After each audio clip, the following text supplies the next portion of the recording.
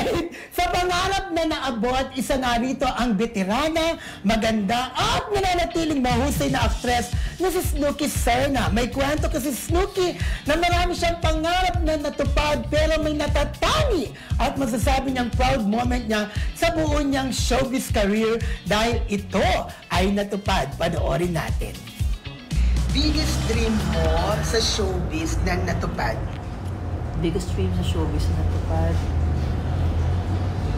Marami ako mga dreams sa sarili ko na natupad na dahil sa tulong at awa ng Panginoon. I thank God na talagang ang dami po ng mga pangarap ko na talagang natupad So, but if I would name one na isa sa mga pangarap ko talaga natupad is yung makasama ko ang ating national artist, ang yumaong Nora Honor, si Ate Guy.